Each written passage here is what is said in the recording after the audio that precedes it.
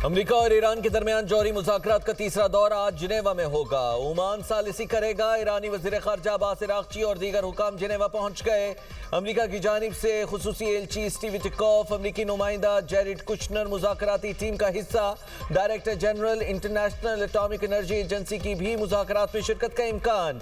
Iran के जौहरी programme की हुदूद निगरानी यूरेनियम अफसूदगी ज़ेर बहस आएगी। सदर डोनाल्ड ट्रंप मुआहिदा न होने पर ईरान को फौजी कार्रवाई की धमकी दे चुके हैं। अमेरिका 300 फौजी तैयारों को यूरोप और मशरिक़ वस्ता के अड्डों पर मुंतकिल कर चुका है। ईरानी सदर मसूद पज़ेश्कियां कहते हैं अमेरिका के साथ मुज़ाकरात में अच्छे नताइज की तवक्को है। सुप्रीम लीडर की रहनुमाई में मुज़ाकराती अमल आगे बढ़ रहा है, जबकि चाहते हैं कि जंग न हो और न ही हालात खराब हो।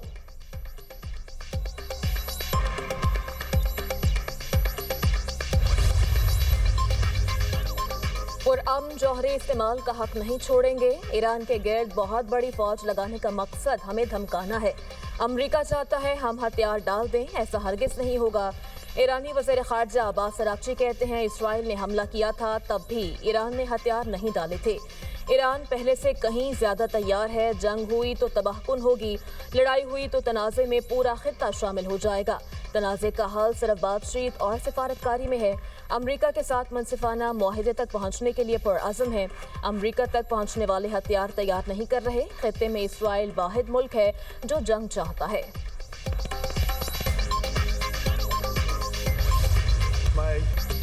हम बज़ौर ताकत पर यकीन। पाकिस्तान और भारत समेत 8 जंगें रुकवाने का तज़किरा। अमरीकी सदर डोनाल्ड ट्रंप का स्टेट ऑफ यूनियन खिताब। कहा ईरान का न्यूक्लियर प्रोग्राम तबाह कर दिया। ईरान ने ऐसे मिसाइल बना लिए जो यूरोप तक पहुंच सकते हैं, जल्द ही अमरीका तक भी पहुंच सकेंगे। तरजीह है ईरान का मसला सिफारतकारी से हल हो जाए। ईरान मुआहिदा चाहता है, हम सुनना चाहते हैं। ईरान न्यूक्लियर हथियार नहीं रखेगा।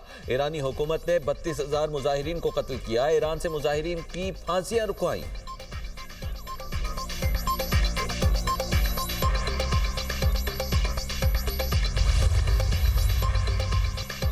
ईरान को जौहरी हथियार हासिल करने से रोकने के लिए सिफारती हल तरजीह। सदर ट्रंप के पास दीगर जराए भी मौजूद हैं। अमरीकी नायब सदर जेडी वेंस कहते हैं उम्मीद है ईरान मुज़ाकरात में इस बात को संजीदगी से लेगा। अमरीका तस्वीर तक पहुंचना चाहता है। सुप्रीम लीडर समेत ईरानी क़यादत को ये बात समझ लेना चाहिए। अगर हमें फौजी हल की तरफ जाना पड़ा तो याद रखें अमरीका के पास सबसे मजबूत फौज है।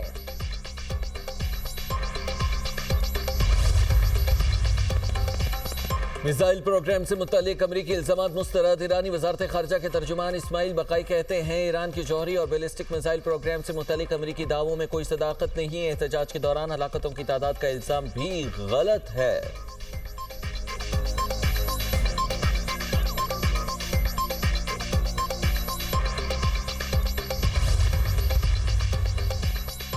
अमरीका की मुज़ाकरात से कबल ईरान पर मज़ीद पाबंदियाँ आयद करती।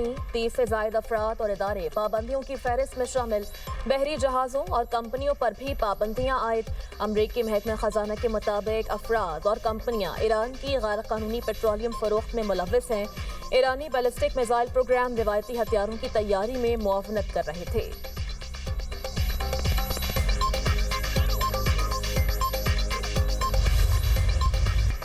बानी पीटीआई के अहले खाना का पार्टी रहनुमाओं पर इजहार अदम इत्मीनान। बानी की सेहत पर फैसला करना पार्टी नहीं अहले खाना का हक है। अलीमा खान पार्टी रहनुमाओं पर बरस पड़ी। कहा आइंदा बानी पीटीआई की सेहत से मुताल्लिक कोई भी फैसला हमारी इजाजत के बगैर नहीं होगा। मोहसिन नकवी के बयान की वजाहत दें। वो कह रहे हैं पार्टी मेरे साथ थी, हमें उनसे मालूम हुआ बैरिस्टर गौहर भी जेल जा रहे थे। बैरिस्टर गौहर ने हमें नहीं बताया। हमें मोहसिन नकवी से मालूमात मिलेंगी या अपनी पार्टी से। शर्मनाक है कि पार्टी रहनुमा अकेले मोहसिन नकवी से राब्ते में थे। उन्होंने मुझे इलाज में रुकावट कहा। इस बयान का जवाब क्यों नहीं दिया गया? पार्टी का गद्दार कौन है अच्छी तरह जानते हैं। हामिद खान, अली जफर, लतीफ खोसा और बैरिस्टर गौहर कहाँ हैं?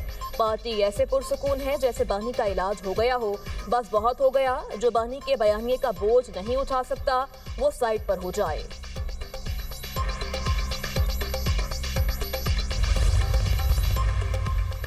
वज़ीर आला केपी की चीफ जस्टिस सरफराज डोगर की अदालत में रोस्ट्रम पर जाकर बात करने की कोशिश। Chief justice Islamabad high court बात सुने बगैर अपने चैम्बर में चले गए। वज़ीर आला सुहेल अफरीदी ने मीडिया टॉक में कहा कि दिखाना चाहते हैं तहरीक इंसाफ एहतजाजी या इंतशारी सियासत नहीं करती। शौकत खानम अस्पताल के डॉक्टर से बानी के तिबी मुआयने की दरखास्त जमा कराई लेकिन दरखास्त ही नहीं लगी। सलमान अकरम राजा ने कहा बानी पीटीआई तक उनके मुआलिजीन और फैमिली की रसाई की कोशिशें कर रहे हैं।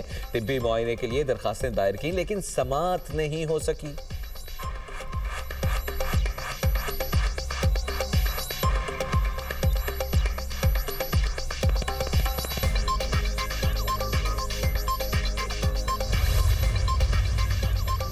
वज़ीर आला केपी से अली अमीन गंडापुर की सिक्योरिटी वापस लेने से मुताल्लिक सवाल। वज़ीर आला सुहेल अफरीदी ने कहा ये झूठ है, किसी से कोई सिक्योरिटी वापस नहीं ली गई। इतना फारिग नहीं कि सिक्योरिटी वापस लेता रहूं। हमारी तरजीह बानी पीटीआई की रिहाई है। कोई नॉन इशू को इशू बनाकर खबरों में रहना चाहते हैं तो मैं कुछ नहीं कह सकता।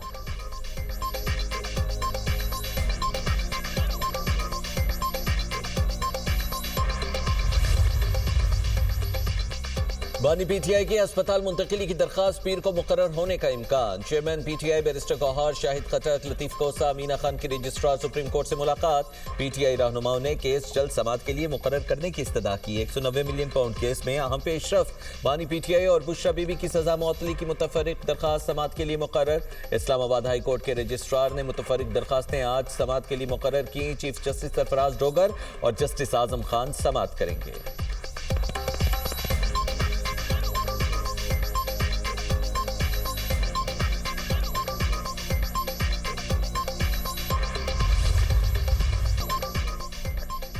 $200 अरब की बिजली चोरी का खात्मा नागुज़ीर।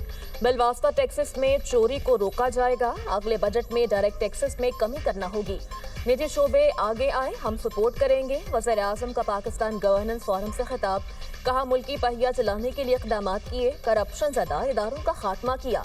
यूटिलिटी स्टोर्स करप्शन का मंबा था, लोगों की जेबों में अरबों रुपए जा रहे थे। हुकूमत का काम कारोबार चलाना नहीं, इदारों को सहूलत फराहम करना है। जून 2023 में पाकिस्तान दिवालिया होने के दहाने पर था। आज मजमूई इक़्तिसादी सूरत हाल हौसला अफजा है। मुल्क में महंगाई की शरह 38% से कम होकर सिंगल डिजिट पर है।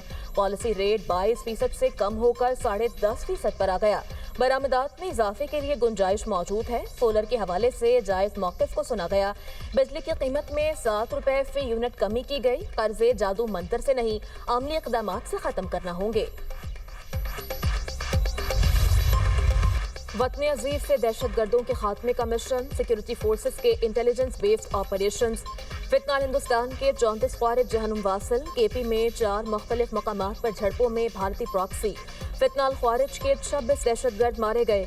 जिला बन्नू में 10, मीर अली में 12, लकी मरवत में 3 खारजी हलाक किए गए। हसन खेल में अफगानिस्तान से दरअंदाजी की कोशिश नाकाम बनाई गई। कार्रवाई में खारजी अफगान शहरी हलाक हुआ।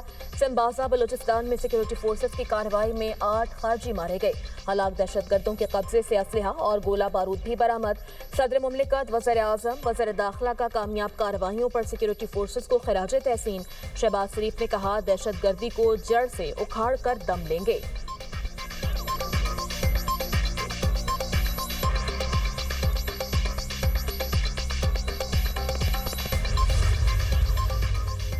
बाजोड़ पुलिस के अबाबील स्क्वाड पर फितनतुल खवारिज का हमला। डीपीओ बाजोड़ मोहम्मद खालिद कहते हैं हमले में 4 पुलिस एहलकारों ने जामे शहादत नोश किया। 2 एहलकार जख्मी हुए। जख्मी एहलकार डिस्ट्रिक्ट हेडक्वार्टर अस्पताल खार में जेर इलाज हैं। शोहदा की नमाज जनाजा पुलिस लाइन्स बाजोड़ में अदा। आला पुलिस और सिविल हुक्काम ने शिरकत की। इलाके में सर्च एंड स्ट्राइक ऑपरेशन जारी है।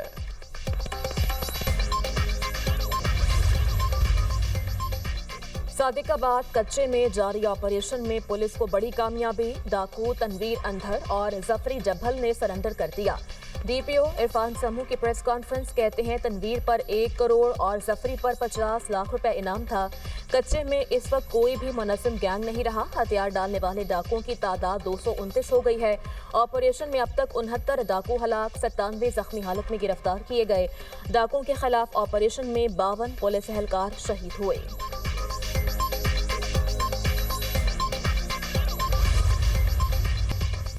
सदर मुमलिकत ने पार्लियामेंट का मुश्तरका इजलास बुलाने की समरी की मंजूरी दे दी। मुश्तरका इजलास 2 मार्च को दोपहर 3 बजे होगा। आसिफ अली सरदारी बतौर सदर पाकिस्तान पार्लियामेंट के मुश्तरका इजलास से 9वीं मरतबा खिताब करेंगे। कौमी तरजीहात, जमहूरी इस्तेहकाम, मुआशी तरक्की, दहशतगर्दी के खात्मे के अज़्म का अहाता किया जाएगा। मुश्तरका इजलास हर पार्लिमानी साल के आगाज पर बुलाया जाता है।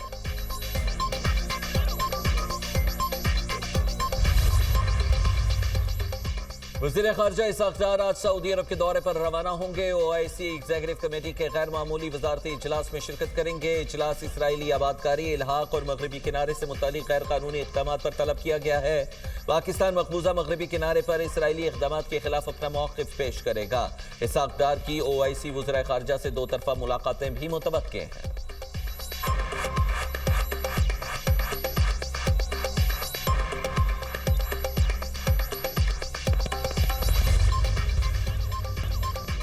कराची के इलाके नॉर्थ नाजिमाबाद ब्लॉक C में सिक्योरिटी गार्ड की फायरिंग से एक शख्स जाँ बहक, लाश अस्पताल मुंतकिल। मकतूल Waleed Federal B area block 10 का रिहायशी था। अफ्तार के लिए बहन के घर आया हुआ था। वज़न गिरफ्तार। पुलिस के मुताबिक वाक़या आपस में तल कलामी के बाद पेश आया। वाक़े की मज़ीद तहकीकात की जा रही हैं।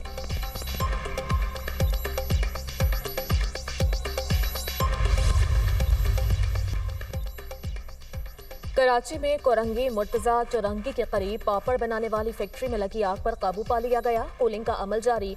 फायर ब्रिगेड के 6 फायर टेंडर ने ऑपरेशन में हिस्सा लिया। कोई जानी नुकसान नहीं हुआ। आग लगने की वजह मालूम न हो सकी। फैक्ट्री में ऑयल, प्लास्टिक, गत्ता और दीगर सामान मौजूद था।